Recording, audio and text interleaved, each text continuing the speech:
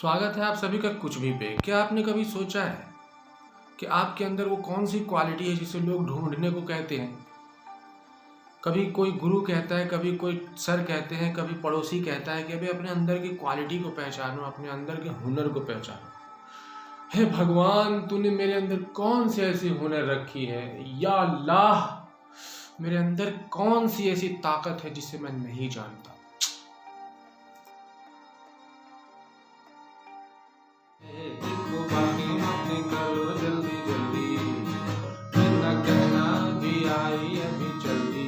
जी हाँ दोस्तों, लगभग दुनिया में सभी के पास कुछ ना कुछ ओवर थिंकिंग की पावर होती है। मुझे ऐसा महसूस होता है। मुझे लोगों से बात करके, मुझे कुछ अपने रिसर्च करके मुझे पता चला कि ओवर थिंकिंग की जो पावर है वो अक्सर लोगों में पाई जाती है। और मैं इसे पावर कह रहा हूँ, इसे कोई कमज़ोरी नहीं कह रहा हूँ। यही मेरा पॉइंट है आज की वीडियो बनाने का। साइंस का एक नियम है, किसी भी शक्ति का नाश नहीं किया जा सकता, उसे ट्रांसफॉर्म किया जा सकता है, उसे अन्य दूसरी शक्तियों में बदला जा सकता है। तो आइए इसी नियम के अनुसार आज हम लोग ओवर थिंकिंग को, अत्यधिक सोचने की जो क्षमता होती है किसी भी मुद्दे को, किसी भी टॉपिक को लेके, उस पर ज़्यादा सोचने वाली, जिसको हम लोग विकार कहते हैं, एक परेशानी कहते हैं, उसको एक पावर में तब्दील करते हैं और जानते हैं कि इस ओवर थिंकिंग के पावर को हम अपने अच्छे यूज़ में कैसे ले सकते हैं। तो विज्ञान के नियम के अनुसार किसी भी पावर को, किसी भी शक्ति को, किसी भी प्रकार के मास को हम बर्बाद नहीं कर सकते, इस यूनिवर्स से दूर नहीं कर सकते। उसको हम दूसरे टाइप के पावर में बदल सकते हैं। तो over thinking is also is a power. जी हाँ दोस्तों, हम किसी मुद्दे को लेके, किसी टॉपिक को लेके, या फिर घर की लड़ाई को लेके, या फिर दोस्तों की लड़ाई को लेके, गर्लफ्रेंड बॉयफ्रेंड की लड़ाई को लेके अक्सर ओवर थिंकिंग कर रहे होते हैं और हमें पता भी नहीं चलता। तो मेन सबसे बड़ा काम ये है कि हमें ये पता चले कि हम ओवर थिंकिंग कर रहे हैं। तो इसके लिए सबसे पहले हमें ये सोचना होगा, मतलब इस पे ध्यान देना होगा, अपने सोच पे। इसका सबसे अच्छा जानने का तरीका ये होगा कि आप कब परेशान हो। तो आप जब भी परेशान हो तो सोचो, मेरी इस वीडियो को दिमाग में लाओ और सोचो कि कहीं आप ओवर थिंकिंग तो नहीं कर रहे हो। और अगर आपको ऐसा लगे कि हाँ, हम ओवर थिंकिंग कर रहे हैं किसी को लेके, गर्लफ्रेंड को लेके, अपने बॉयफ्रेंड को लेके, अपने पापा को लेके, बॉयज़ पापा को लेके, या फिर लड़कियां अपने सास ससुर को लेके, या फिर बॉयफ्रेंड को लेके, जो भी, तो आप उस समय खुश हो जाओ कि वाह, दिस इज़ माय पावर, जिसका मेरा मन जो है वो दूसरे चीज़ में इस्तेमाल कर रहा है। आओ उसको पकड़ के एक अच्छे वे में इस्तेमाल करते हैं। तो ये थिंकिंग लाने के बाद तुरंत आप अपने उस पावर को, उस ओवर थिंकिंग को आप पावर में कन्वर्ट करने के दिशा में आगे बढ़ सकते हैं। तो मैं यहाँ पे कुछ चीज़ें बताऊँगा जो आप ओवर थिंकिंग को पावर में कन्वर्ट करने में के काम में ले सकते हैं। तो अब मैं जो चीज़ें बताऊंगा उसको भी आपको याद करना पड़े तो इस वीडियो का कोई फ़ायदा नहीं, क्योंकि मैं इसके बिल्कुल ख़िलाफ़ हूँ कि कोई चीज़ हमें याद करना पड़े, हमें ढोना पड़े दिमाग में। ये भी एक प्रकार का ओवर थिंकिंग ही हो जाएगा। तो मैं एक कॉन्सेप्ट बताता हूँ। ओवर थिंकिंग के समय दो बातों का ध्यान रखना चाहिए। पहला बात, जब आप ओवर थिंकिंग हो रहा हो आपसे, तो आप दो तरह की चीज़ें कर सकते हैं। पहले मेंटल चीज़ें कर सकते हैं, दूसरी बॉडी की चीज़ें कर सकते हैं।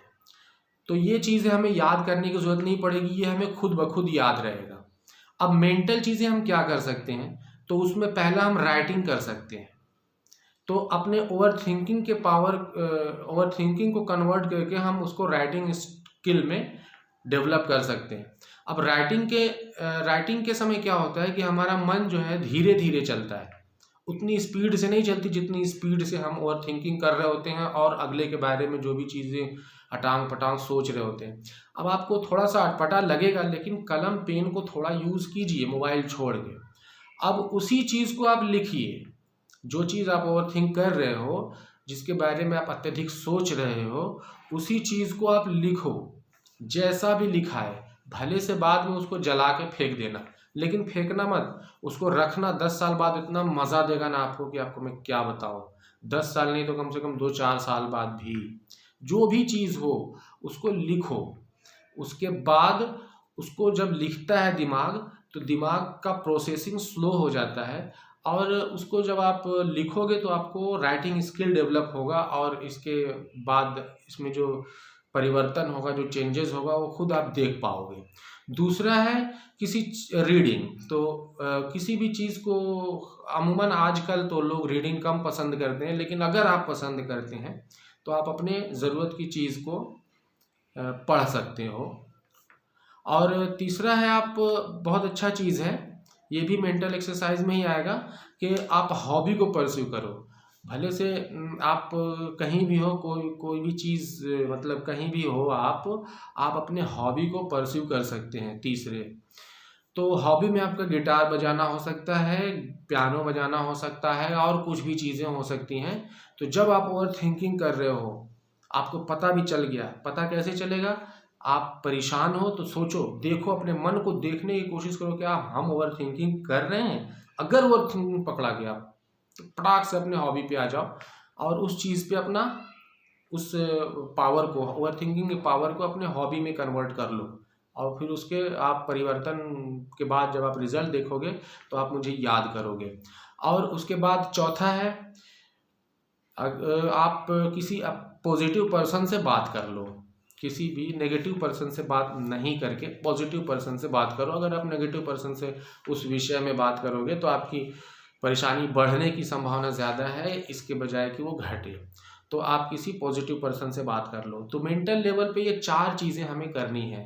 पहला राइटिंग, दूसरा रीडिंग, तीसरा हॉबी परस्यू जिसमें गिटार, पियानो वगैरह सब आ जाएगा, और चौथा है talk to any positive person. अब क्या नहीं करना है मेंटल लेवल पे, तो प्लीज़ मोबाइल मत चलाना। अब इसके घाटे में यहाँ गिनाने नहीं बैठा हूँ, दूसरी वीडियो में गिनाऊंगा अगर मौका मिले तो ये रहा पहला, मेंटल लेवल पे हम ओवर थिंकिंग को कैसे कंट्रोल करें। अब दूसरा है बॉडी लेवल पे। ओवर थिंकिंग को आप बॉडी लेवल पे भी जाके कंट्रोल कर सकते हो। बॉडी लेवल पे पहला काम हम कर सकते हैं, एक्सरसाइज कर सकते हैं। जब आपको पकड़ा जाए, ओवर थिंकिंग आपका पकड़ा जाए कि मैं ओवर थिंकिंग कर रहा हूँ, तो आप एक्सरसाइज करो। एक्सरसाइज सभी को ज़रूरी होता है, आप बस एक्सरसाइज में अपने बॉडी को लगा दो, रनिंग करो, जिमिंग करो। तो ये ओवर थिंकिंग को हम इस तरह से बॉडी में कन्वर्ट करके, बॉडी पावर में कन्वर्ट करके उसका यूज़ कर सकते हैं। और दूसरा है, आप डांसिंग कर सकते हैं। डांसिंग में अपने आप को लगा दो। जब आप पकड़ा जाए कि मैं ओवर थिंकिंग कर रहा हूँ, अपने आप को डांसिंग में लगा दो। और इसमें भी अब बॉडी लेवल पे भी क्या ना करें, तो सामने वाले को कभी पीटे ना, क्योंकि जब टेंशन होता है, फ्रस्ट्रेशन होती है ओवर थिंकिंग की वजह से, तो मियाँ बीवी को मारता है, पति पत्नी को। आजकल तो पत्नियां वगैरह सब मतलब एक दूसरे को मारने लगते हैं, बच्चों को मारा जाता है, सबसे बड़ी गलती। तो बॉडी लेवल पे ओवर थिंकिंग के समय क्या नहीं करना चाहिए, तो कि सामने वाले को पीटना नहीं चाहिए। मेंटल लेवल पे क्या नहीं करना चाहिए, मोबाइल मत चलाना प्लीज़, नहीं तो ओवर थिंकिंग की बीमारी से बचने के लिए तुम दूसरी बीमारी में मुब्तला हो जाओगे। तो ये 2 चीज़ें हैं, हम ओवर थिंकिंग को कन्वर्ट कर सकते हैं अपने पावर में, मेंटल लेवल पे और बॉडी लेवल दोनों पे। इसमें मेरे वीडियो में कोई भी चीज़ आपको ऐसी नहीं है जो आपको याद रखनी पड़े। तो दोस्तों, कंक्लूज़न के तौर पे मैं एक बात और बताना चाहूँगा कि इन सभी चीज़ों को भी अब अगर याद नहीं रख पा रहे हो आप, और या फिर इन चीज़ों में राइटिंग, गिटार वगैरह ये सब चीज़ों का ऑप्शन नहीं है आपके पास, तो आप एक चीज़ कर सकते हैं, ओवर थिंकिंग को पकड़िए, उसके बाद तुरंत आप अपने प्रोफेशनल लाइफ को फॉलो कीजिए। Follow the professional life. आपका काम क्या है? अगर आप गृहिणी हैं, ओवर थिंकिंग पकड़ा जा रहा है, तो फटाक से अपने खाने बनाने के काम पे ध्यान दीजिए। अगर आप एक इंजीनियर है तो अपने काम पे ध्यान दीजिए। आप जो भी हो उस काम को फॉलो करना शुरू कर दो। अगर ओवर थिंकिंग पकड़ी जा रही है तो आप जो प्रोफेशन में हैं उस प्रोफेशन को वहीं से फॉलो करना शुरू कर दो। फटाक से उसको पकड़ो और उस पर काम करना शुरू कर दो।